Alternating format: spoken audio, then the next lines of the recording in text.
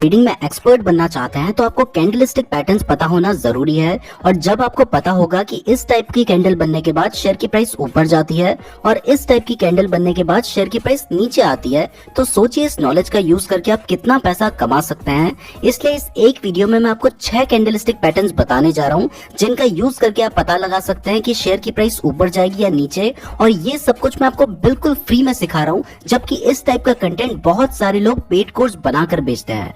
तो इस वीडियो को ध्यान से जरूर देखिएगा और वीडियो पसंद आए तो लाइक जरूर कर दीजिएगा। और ध्यान रहे कि ये वीडियो सिर्फ एजुकेशन पर्पस के लिए है। अगर आप स्टॉक मार्केट में इन्वेस्टमेंट या ट्रेडिंग करते हैं तो अपने रिस्क पर करें और इन्वेस्ट करने से पहले खुद भी रिसर्च जरूर कर लें। और चाहे आपको लाइफ में कितना भी भरोसा हो, कभी भी लोन लेकर इन्वेस्टमेंट या ट्रेडिंग ना करें, क्योंकि सब बहुत बड़ी मुसीबत में पड़ सकते हैं।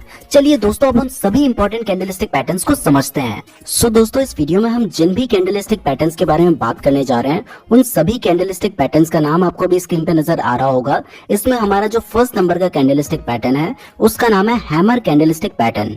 तो दोस्तों, हैमर यानी हथौड़ा। तो आपको नाम से ही पता चल रहा है कि इस पैटर्न में जो कैंडल बनती है वो हथौड़े जैसी दिखाई देती है। और अभी आपको स्क्रीन पे जो कैंडल नजर आ रही है वो भी आपको थोड़ी बहुत हथौड़े जैसी लग रही होगी। इसकी जो नीचे लंबी सी डंडी है इसको लोअर विक कहा जाता है और ऊपर छोटी सी जो डंडी निकली है इसको अपर विक कहा जाता है।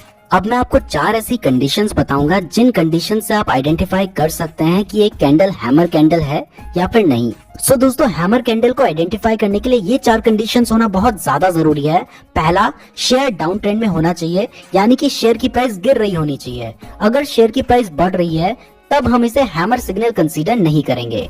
दूसरा, एक कैंडल को हैमर कैंडल बनने के लिए उसकी जो अपर विक है वो या तो नहीं होनी चाहिए या बहुत छोटी होनी चाहिए, और जो लोअर विक है वो बहुत लंबी होनी चाहिए। उसकी बॉडी का जो साइज है उसके डबल से भी लंबी होनी चाहिए।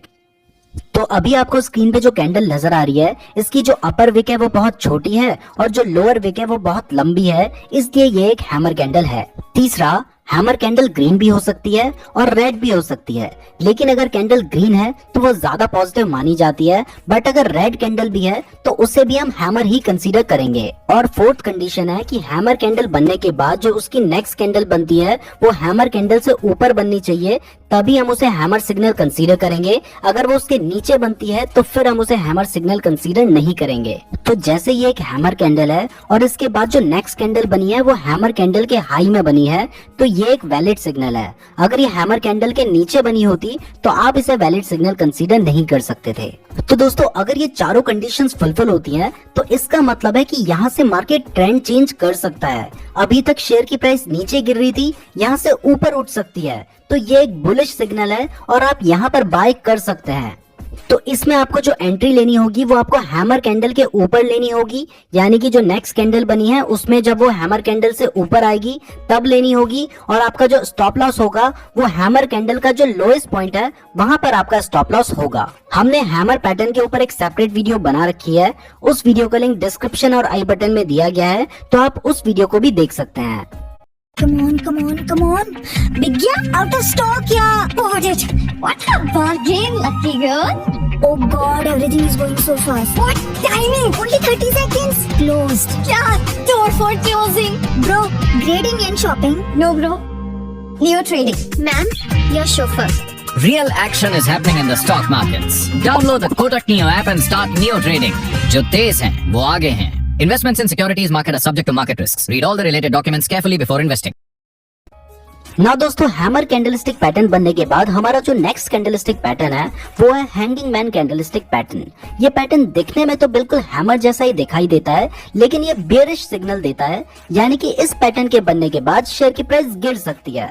अब हैंगिंग मैन पैटर्न के लिए भी 4 कंडीशन जरूरी हैं। पहला, स्टॉक अप ट्रेंड में होना चाहिए, यानी कि शेयर की प्राइस बढ़ रही होनी चाहिए, जबकि हैमर पैटर्न में शेयर की प्राइस गिर रही होनी चाहिए थी, शेयर डाउन ट्रेंड में होना चाहिए था। इसमें शेयर अप ट्रेंड में होना चाहिए। दूसरा, इसमें भी हैमर पैटर्न की तरह कैंडल की अपर विक छोटी होनी चाहिए और लोअर विक लॉन्ग होनी चाहिए, इसीलिए तो ये हैमर जैसा दिखाई देता है। तीसरा, हैंगिंग मैन कैंडल भी ग्रीन और रेड दोनों हो सकती है, लेकिन अगर रेड हो तो ज्यादा वैलिड सिग्नल माना जाता है क्योंकि ये बेयरिश सिग्नल देता है।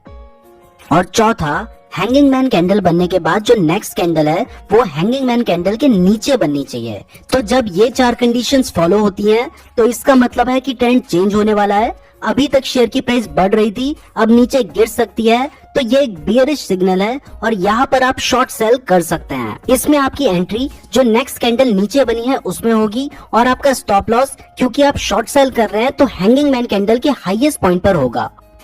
अगर आपको हैमर और हैंगिंग मैन कैंडल में अभी भी कोई कंफ्यूजन है तो वो इस पिक्चर को देखकर क्लियर हो जाएगा। हैमर डाउन ट्रेंड में बनता है जबकि हैंगिंग मैन अप ट्रेंड में बनता है। हैमर बाय सिग्नल देता है जबकि हैंगिंग मैन सेल सिग्नल देता है। ना दोस्तों, हमारा जो थर्ड कैंडलस्टिक पैटर्न है वो है इन्वर्टेड हैमर। इन्वर्टेड का मतलब होता है उल्टा, यानी कि ये एक उल्टा हैमर है, लेकिन इसका सिर्फ नाम उल्टा है, इसका काम बिल्कुल हैमर पैटर्न जैसा ही है। बस फर्क सिर्फ इतना है कि हैमर पैटर्न में जो लोअर विक होती है वो लंबी होती है और जो अपर विक होती है वो या तो छोटी होती है या नहीं होती है, जबकि इन्वर्टेड हैमर पैटर्न में जो अपर विक होती है वो लंबी होती है, जबकि जो लोअर विक होती है या तो वो छोटी होती है या नहीं होती है, तभी वो इन्वर्टेड हैमर जैसा दिखाई देता है। एक कैंडल को इन्वर्टेड हैमर बनने के लिए ये 4 कंडीशंस फुलफिल होनी चाहिए। पहला, शेयर डाउन ट्रेंड में होना चाहिए, यानी कि शेयर की प्राइस गिर रही होनी चाहिए। ये सेम कंडीशन हैमर पैटर्न के लिए भी थी। दूसरा, मैंने आपको अभी बताया कि इसमें जो अपर विक है वो लॉन्ग होनी चाहिए, जबकि जो लोअर विक है वो या तो छोटी होनी चाहिए या फिर नहीं होनी चाहिए। ये जो सेकंड कंडीशन है, सिर्फ यही एक डिफरेंस है हैमर और इन्वर्टेड हैमर पैटर्न के बीच में। थर्ड कंडीशन भी हैमर पैटर्न की तरह सेम है, चाहे ये ग्रीन हो चाहे ये रेड हो, इससे कोई फर्क नहीं पड़ता, लेकिन अगर ग्रीन होगी तो ज्यादा वैलिड सिग्नल होगा। और फोर्थ कंडीशन है कि इन्वर्टेड हैमर कैंडल बनने के बाद जो नेक्स्ट कैंडल बनती है वो इन्वर्टेड हैमर कैंडल से हाई बननी चाहिए। तो जब ये 4 कंडीशंस फुलफिल होती हैं तो वो कैंडल एक इन्वर्टेड हैमर कैंडल होती है और ये एक बुलिश सिग्नल देती है, यानी कि यहाँ से प्राइस बढ़ सकती है, यहाँ से ट्रेंड चेंज हो सकता है। अभी तक शेयर की प्राइस नीचे गिर रही थी, यहाँ से ऊपर जा सकती है। तो आप चाहें तो आप बाय कर सकते हैं। अगर आप बाय करते हैं तो इन्वर्टेड हैमर कैंडल के बाद जो नेक्स्ट कैंडल बनती है आपको वहां पे एंट्री लेनी होगी और आपका स्टॉप लॉस होगा इन्वर्टेड हैमर कैंडल का लोएस्ट पॉइंट। ना दोस्तों, हमारी जो 4th नंबर की कैंडल है इसका नाम है शूटिंग स्टार। ये दिखने में बिल्कुल इन्वर्टेड हैमर जैसे ही दिखाई देती है, बस फर्क सिर्फ इतना होता है कि ये अप ट्रेंड में बनती है और बियरिश सिग्नल देती है, जबकि इन्वर्टेड हैमर डाउन ट्रेंड में बनती है और बुलिश सिग्नल देती है। तो दोस्तों, शूटिंग स्टार के लिए भी 4 कंडीशंस फुलफिल होना बहुत ज्यादा जरूरी है। पहला, स्टॉक अप ट्रेंड में होना चाहिए, यानी कि शेयर की प्राइस बढ़ रही होनी चाहिए, उसके बाद शूटिंग स्टार कैंडल बने, जबकि इन्वर्टेड हैमर में शेयर की प्राइस गिर रही होनी चाहिए थी और स्टॉक डाउन ट्रेंड में होना चाहिए था। दूसरा, शूटिंग स्टार में जो अपर विक है वो लॉन्ग होनी चाहिए और जो लोअर विक है वो शॉर्ट होनी चाहिए, बिल्कुल इन्वर्टेड हैमर की तरह। तीसरा, शूटिंग स्टार कैंडल ग्रीन भी हो सकती है, रेड भी हो सकती है, लेकिन अगर रेड हो तो ज्यादा वैलिड सिग्नल माना जाता है क्योंकि ये एक बियरिश सिग्नल दे रहा है। और चौथा, शूटिंग स्टार कैंडल बनने के बाद जो नेक्स्ट कैंडल बनती है वो शूटिंग स्टार कैंडल से नीचे बननी चाहिए, तभी हम कंफर्म हो सकते हैं कि इसके बाद शेयर की प्राइस नीचे गिर सकती है। तो दोस्तों, अगर ये चारों कंडीशन फुलफिल होती हैं तो आप शेयर को बेच सकते हैं या फिर शॉर्ट सेल कर सकते हैं, क्योंकि ये एक बियरिश सिग्नल देता है और इससे पता चलता है कि इसके बाद शेयर की प्राइस नीचे गिर सकती है। अगर आप शॉर्ट सेल करते हैं तो शूटिंग स्टार कैंडल के बाद जो नेक्स्ट कैंडल बनेगी आपने वहां पे एंट्री लेनी होगी और आपका स्टॉप लॉस होगा शूटिंग स्टार कैंडल का जो हाईएस्ट पॉइंट है वहां पर। ना दोस्तों, हमारा जो 5th कैंडलस्टिक पैटर्न है वो है बुलिश एनगल्फिंग। इसके नाम से ही पता चल रहा है कि ये बुलिश सिग्नल देती है। तो जब भी कभी मार्केट डाउन ट्रेंड में होता है और डाउन ट्रेंड में एक ऐसी रेड कैंडल बनती है और उस रेड कैंडल के बाद एक ऐसी ग्रीन कैंडल बनती है जो कि फर्स्ट रेड कैंडल को पूरा एनगल्फ कर लेती है, यानी कि कवर कर लेती है, तो ये होता है बुलिश एनगल्फिंग। इसमें हमारी जो सेकंड ग्रीन कैंडल है वो फर्स्ट कैंडल के नीचे ओपन होती है और फर्स्ट कैंडल के ऊपर क्लोज होती है, तभी ये फर्स्ट कैंडल को पूरा कवर करेगी। तो जब भी कभी इस तरीके का पैटर्न बनता है तो इसे बुलिश एनगल्फिंग कहते हैं और इसका मतलब होता है कि यहाँ से शेयर की प्राइस बढ़ सकती है, तो आप यहाँ पे बाय कर सकते हैं, पोजीशन ले सकते हैं। अगर आप बाय करना चाहते हैं तो इस ग्रीन कैंडल के बाद जो नेक्स्ट कैंडल बनेगी आपको वहां पे बाय करना होगा। वो कैंडल इस ग्रीन कैंडल के ऊपर बननी चाहिए और आपका जो स्टॉप लॉस होगा वो ग्रीन कैंडल का जो लोएस्ट पॉइंट है वहां पर होगा, आपको स्क्रीन पे नजर आ रहा है। ना दोस्तों, हमारा जो 6th कैंडलस्टिक पैटर्न है इसका नाम है बियरिश एनगल्फिंग। ये बुलिश एनगल्फिंग का जस्ट अपोजिट है और ये बियरिश सिग्नल देता है, यानी कि इस सिग्नल के आने के बाद शेयर की प्राइस गिर सकती है। तो दोस्तों, जब भी कभी शेयर अप ट्रेंड पे चल रहा होता है यानी कि शेयर की प्राइस बढ़ रही होती है और उसके बाद अगर एक ग्रीन कैंडल आती है और उस ग्रीन कैंडल के बाद एक रेड कैंडल आती है जो कि उस ग्रीन कैंडल को पूरा कवर कर लेती है यानी कि एनगल्फ कर लेती है, तो इस पैटर्न को बियरिश एनगल्फिंग कहते हैं।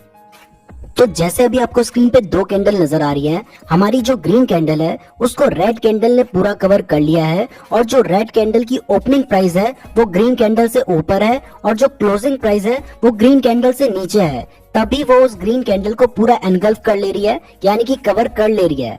तो जब भी कभी इस टाइप का पैटर्न बनता है तो इसे बेरिश एनगल्फिंग कहते हैं और इसके बाद शेयर की प्राइस गिर सकती है।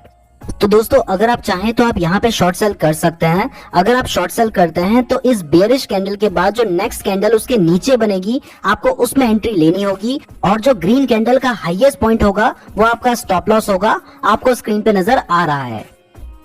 तो दोस्तों ये थे वो 6 कैंडलस्टिक पैटर्न्स जिनका यूज करके आप पता कर सकते हैं कि शेयर की प्राइस ऊपर जाएगी या नीचे। इसके अलावा भी बहुत सारे कैंडलस्टिक पैटर्न्स हैं जैसे कि piercing line, dark cloud cover, bullish harami, bearish harami, morning star, evening star, bullish kicker, bearish kicker, gravestone doji, dragonfly doji, long leg doji, doji star और भी बहुत सारे कैंडलस्टिक पैटर्न्स हैं। अगर आप चाहते हैं हम उनके ऊपर भी वीडियो बनाएं तो कमेंट करके जरूर बताइएगा। अगर आपके पास अपना डीमैट अकाउंट नहीं है तो इस वीडियो के डिस्क्रिप्शन में मैंने आपको एंजल 1 का लिंक दिया है, वहां से अपना फ्री डीमैट अकाउंट जरूर खुलवा लीजिएगा।